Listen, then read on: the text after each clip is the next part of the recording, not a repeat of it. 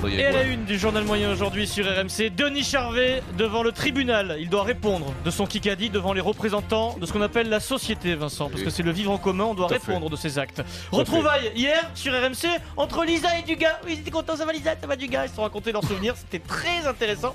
Et puis Christophe Furios, le manager du Castres Olympique, en grande forme. Il est en mode finale là, il a retrouvé Wilfried Templier hier. Tranquille. Ils vont finir ensemble les deux, attention, ils s'adorent. Vous êtes prêts? Vous écoutez RMC, c'est le 382e journal moyen de l'histoire du Super Moscato Show. En direct de la rédaction du Super Moscato Show, c'est le journal moyen d'Adrien Egoin. Je l'avoue, hier dans Team Dugas, j'ai cru que Jean-Michel Larquet nous sortait une saucisse, mais en fait cette expression existe. La demi-finale, tu passes par un trou, par le petit chat de l'aiguille, par le trou de la serrure. Je ne connaissais pas cette expression. Le chat de l'aiguille, je ne connaissais Ah oui, pas. c'est la fente qu'il y a où tu passes le fil. Eh ben ouais, j'avais jamais entendu ça. Est-ce que je sais pas. Voilà, j'ai posé la question ce matin, on m'a dit ça existe. Pierrot, moi je connaissais et pourtant je suis je ne parisien. connaissais pas. Mais dans l'émission, on ne l'a jamais employé par exemple. Et dans la vie en général, je l'ai jamais entendu. C'est très français. Nous, le chat de l'aiguille, c'est très français. Mais après Jean-Michel l'a sorti plusieurs fois. Mais tu vois, je suis tombé comme ça. Mais le chat, la fente, c'est le chat. Oui, mais je ne savais pas. Vincent. Et avec les gros doigts, ça, il a du mal à mettre Moi, le je croyais que t'allais encore me dire un truc du style, t'es pas manuel, tu connais rien de ces trucs-là. Moi, je sais ma grand-mère, comme elle y voyait plus, elle te disait, tu mouillais le fil comme ça, elle te disait, quand t'étais t'étais gamin, elle passait le fil dans le nez parce qu'avec les lunettes, elle y voyait plus. On l'embrasse à ta grand-mère, Vincent. C'est un peu comme un rognon. Tout à fait, mais c'est pour ça, j'ai appris des choses. Nicolas Villas dans l'after, il est en forme, Nicolas Villas. Tiens, Fredo, j'aurais voulu avoir ton avis également, puisque Del Bosque aujourd'hui est sorti du bois et il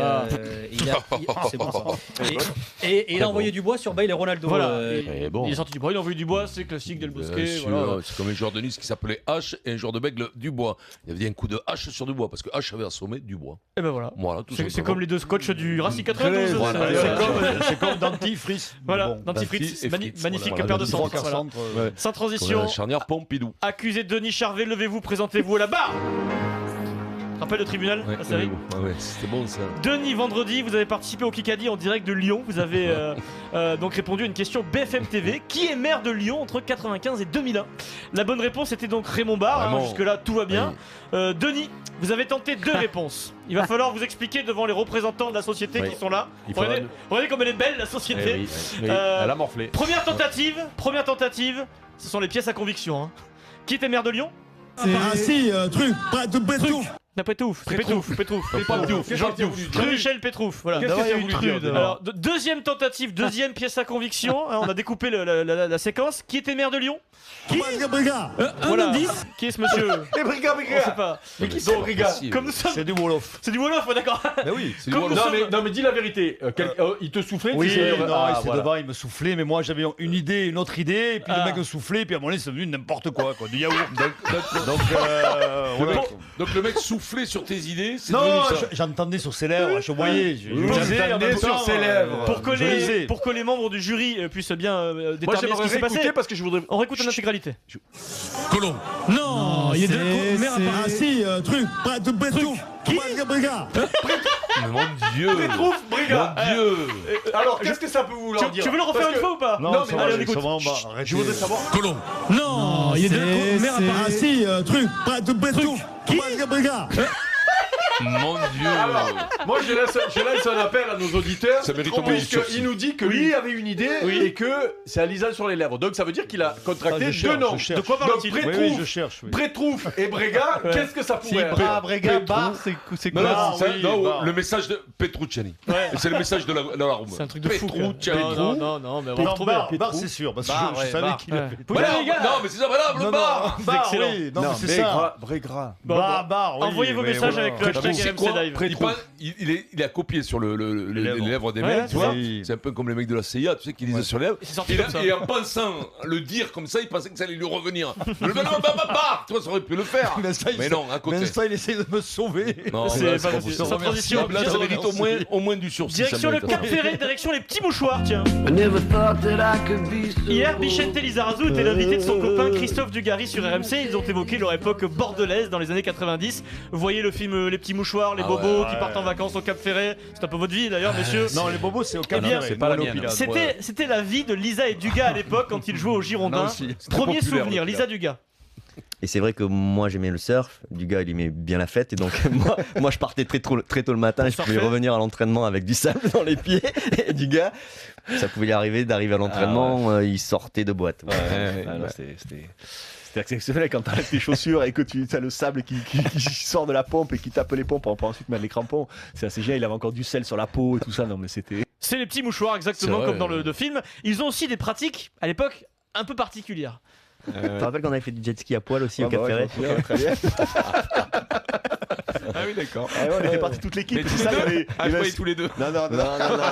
Toute l'équipe, on allait manger des huîtres. La préparation qu'on avait fait pour la fameuse épopée de Coupe de l'UEFA avec Girondins Bordeaux, avec Gernot Rohr, c'était fabuleux. On allait faire des footings au Cap Ferret, on allait manger des huîtres. Enfin, c'était fantastique. On avait zéro pression. Quoi. Là, c'est Guillaume Canet et Gilles Lelouch. C'est incroyable. C'est les petits mouchoirs dans les années 90. C'est la vie de Lisa et du gars. T'imagines, tu vis à Bordeaux. La qualité de vie qu'il y a à Bordeaux, c'est fantastique. Bordeaux, c'est une des plus. Sincèrement, c'est une des plus. Après Marseille, c'est. C'était bien cette vanne. Non mais en plus il a dit que c'était.